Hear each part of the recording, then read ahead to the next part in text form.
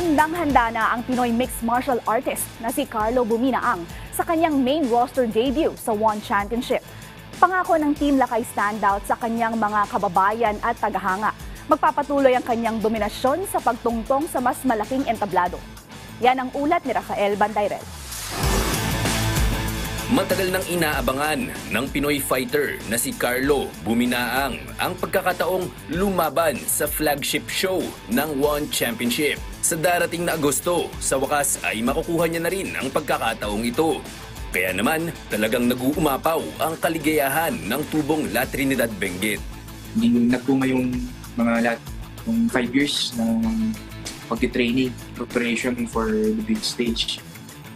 Sa kanyang 6 na professional fights, isang beses pa lang siyang umabot sa desisyon.